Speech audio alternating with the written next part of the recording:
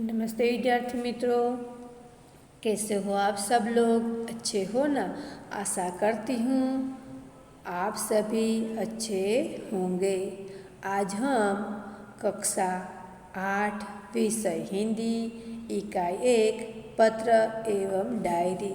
बच्चों, हमने पहले 2 विभाग में भी पत्र कैसे लिखा जा सकता है उसके बारे में अभ्यास किया। पत्र कैसे लिखते हैं वो हमने समझा और लिखा। मैंने आपको होमवर्क में भी लिखने को दिया है। तो यह तीसरा पाठ है। इसमें हम डायरी लिखना भी सीखेंगे और 2 पत्र भी है, कार्यालय पत्र है और व्यावसायिक पत्र। कार्यालय पत्र यह है कि हमें किसी ऊपरी अधिकारी को शिकायत पत्र लिखना है, शिकायत करनी है, तो वो कैसे की जा सकती है उसके बारे में भी सीखना है। और दूसरा है व्यावसायिक पत्र। व्यावसायिक पत्र कि हमें कुछ चीज़ें मंगवानी है, भेजनी है, उसे व्यावसायिक पत्र कहते हैं। और आखिर में है डायरी। डायरी कैसे लिखी जा सकती है? डायरी यानी कि पूरे एक दिन का विवरण, पूरे एक दिन की दिनचर्या, उसके बारे में हमें तीसरे पार्ट में अभ्यास करना है। प्रार्थना पत्र है। एक विद्यार्थी अपने गुरुजी, अपने शिक्षक, अपने अध्यापक को पत्र लिखता है। छुट्टी के लिए वह प्रार्थना पत्र लिखता है। देसाई फलिया, भावनगर, 23 फरवरी 2011। सेवा में श्री आचार्य महोदय, डीए सार्वजनिक विद्यालय भावनगर। आदरणीय गुरुदेव, सविनय निवेदन है कि मेरी बहन की शादी आगामी 27 तारीख को निश्चित की गई है। मैं उसका एक लौता भाई हूँ। हम लोगों के यहाँ शादी की कितनी धूम रहती है वह तो आपको मालूम ही होगा, उससे आप अनजान नहीं है। फलतः मैं तारीख 27 से 28 5 दिन तक स्कूल में उपस्थित नहीं रह सकूँगा। पिताजी का पत्र प्रार्थना पत्र के साथ भेज रहा हूँ। पिताजी ने भी एक पत्र लिखा है शादी में आने के लिए, तो मैं यह पत्र भी आपके पत्र के साथ भेज रहा हूँ। आशा है आप मुझे यह अवकाश प्रदान करने की कृपा करेंगे। वह कहता है आशा है कि आप मुझे छुट्टियाँ देंगे। इसके लिए मैं सदैव आपका कृतज्ञ रहूँगा। आपका आज्ञाकारी छात्र मनोज पटेल। छठा है कार्यालय पत्र। स्वास्थ्य अधिकारी को गंदगी के बारे में शिकायत पत्र। यह एक व्यक्ति है जो स्वास्थ्य अधिकारी को शिकायत का पत्र लिखते हैं, शिकायत करता है। 20 मार्च 2011 सेवा में स्वास्थ्य अधिकारी महोदय, महानगरपालिका बड़ौदा। मान्यवर, सविनय निवेदन है कि गायत्री मोहल्ले में रहता हूँ। यहाँ मोहल्ला पिछले कई दिनों से ठीक से साफ नहीं किया जा रहा, ठीक से साफ नहीं हो रहा है। आजकल शादी का मौसम है, रास्ते में बहुत गंदगी फैली हुई है। पास के कूड़ेदान यानी डस्टबिन में सब जूठन डाल देते हैं, उससे पूरे मोहल्ले में गंदगी फैली रहती है। पिछले कई दिनों से यह बदबू के कारण सभी लोगों का हाल बेहाल हो गया है। वहाँ से आना जाना भी मुश्किल हो गया है।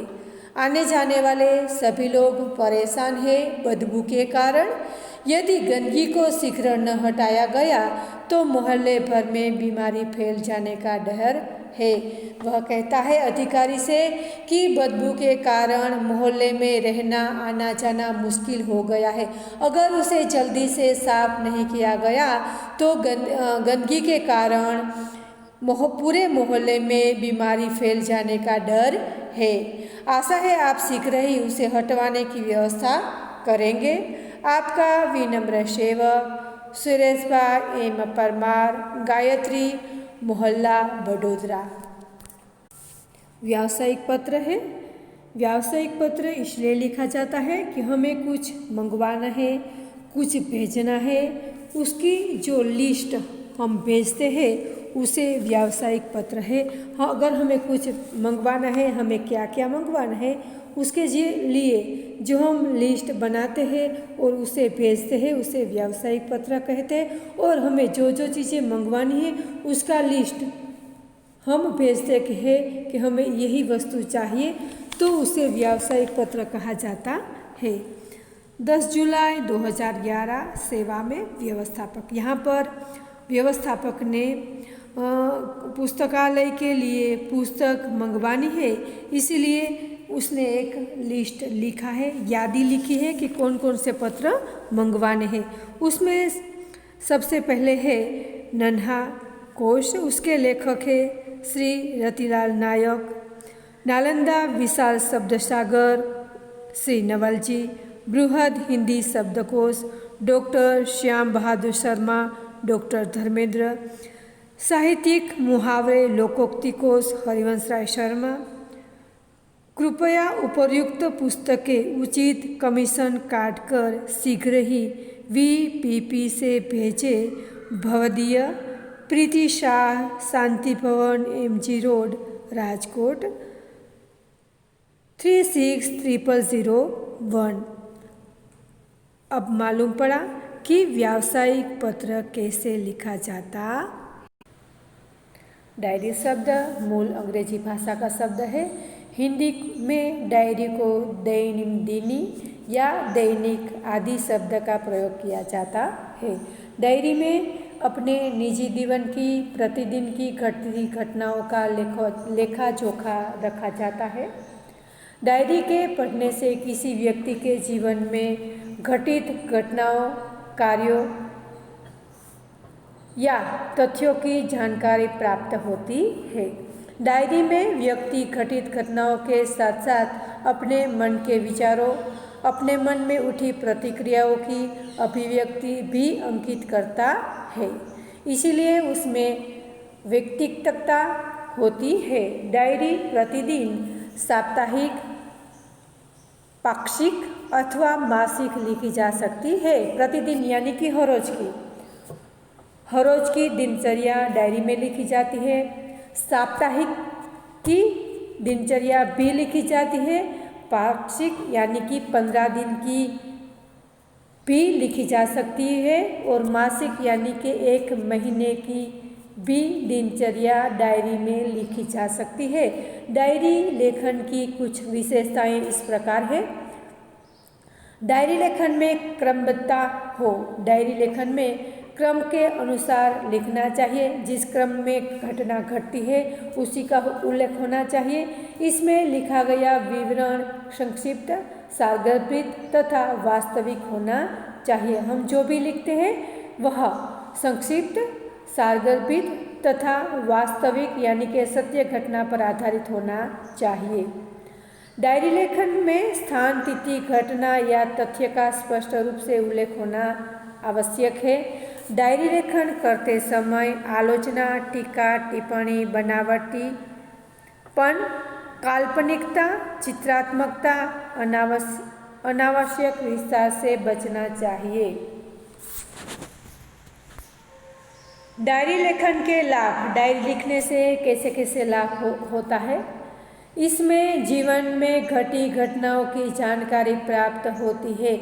यह डायरी किसी के जीवन में घटी हुई घटना की जानकारी प्राप्त हो सकती है। डायरी में तथ्यों का उल्लेख रहता है, इसी कारण व्यक्ति दिन भर जो अच्छे बुरे काम करता है उसका उल्लेख भी रहता है। इसमें शनह बुराइयों से बचा जा सकता है। डायरी ही ऐसा दस्तावेज है जिसे पढ़कर किसी व्यक्ति के जीवन के पिछले अनुभव तथा घटनाओं की जानकारी और वह भी संबंधित व्यक्ति के शब्दों में प्राप्त की जा सकती है। डायरी लेखन के उदाहरण, कुछ उदाहरण यहाँ पर प्रस्तुत किए गए हैं कि डायरी कैसे लिखी जा सकती है। ये डायरी 7 जून 2010 जामनगर की है। आज नए विद्यालय में मेरा पहला दिन था। मन में विभिन्न प्रकार के विचारों की उथल पुथल चल रही थी तथा अनेक अनजानी आकांक्षाएं अनायास ही मुझे डरा रही थी। एक विद्यार्थी अपने पहले दिन की डायरी लिखता है। अपने विद्यालय में पहला दिन, उसके बारे में डायरी लिखता है। 9 बजे पिताजी के साथ मैं अपने नए विद्यालय आदर्श में पहुंचा। प्रधानाचार्य कक्ष में जाने पर उन्होंने मुझसे कुछ प्रश्न किए जिनके उदाहरण मैंने दे दिए। विद्यार्थी जब अपने क्लास में जाता है, स्कूल में जाता है, तब प्रिंसिपल उसे प्रश्न पूछता है तो उसने उसका बराबर से जवाब दिया। मेरे उत्तरों से वे संतुष्ट नजर आए। मैंने जो भी जवाब दिए उसमें वह संतुष्ट नजर आई। उन्होंने मुझे प्रवेश के लिए निर्धारित फॉर्म दे दिए। उसने जो भी प्रश्न का जवाब दिया इससे प्रधानाचार्य संतुष्ट हुए, इसलिए उन्होंने स्कूल में प्रवेश पाने के लिए प्रवेश पत्र भरने के लिए दिया। मन को राहत मिली, मेरे मन को राहत मिली कि हाँ अच्छा चलो मुझे एडमिशन मिल जाएगा। थोड़ी ही देर में शुल्क आदि जमा करने के बाद मैं अपनी नई कक्षा में पहुंच गया। थोड़ी देर बाद मैंने स्कूल फी जमा की, मैंने फॉर्म जमा किया। उसके बाद मैं कक्षा में चला गया, कक्षा में पहुंचा।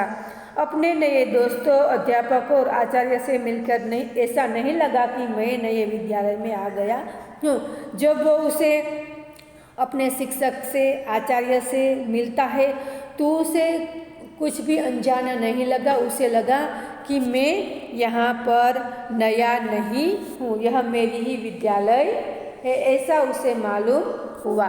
दूसरा उदाहरण है, वार्षिक परीक्षा के एक दिन पूर्व के अनुभव को अपनी डायरी में लिखिए। 5 अप्रैल 2012 राजकोट। यह वार्षिक परीक्षा के अगले दिन की यह डायरी लिखी गई है। कल वार्षिक परीक्षा का पहला दिन है, लेकिन रात को 1 बज गए फिर भी नींद नहीं आ रही, क्योंकि कल विज्ञान टेक्नोलॉजी की परीक्षा है, उसका पेपर है। तो टेंशन के कारण रात को नींद नहीं आ रही। फिर भी वह सोने की कोशिश करता है, लेकिन नींद नहीं आ रही। उसने सब कुछ दोहरा दिया है, सब कुछ वापस से अभ्यास कर लिया है, फिर भी मन में डर सा लगा रहता है। तभी अचानक मेरे पिताजी कमरे में आए। मुझे जगा हुआ देखकर उसे मुझे सोने के लिए कहा। मैं भी बिस्तर पर लेट गया, लेकिन जब भी पिताजी कमरे से बाहर निकले तो मैंने टेबल लैंप जलाया और फिर से पुस्तक के पन्ने पलटने लगा, पढ़ने की अभ्यास करने की कोशिश करने लगा। थोड़ी ही देर में अभ्यास करते करते कब नींद लग गई मालूम ही नहीं पड़ा।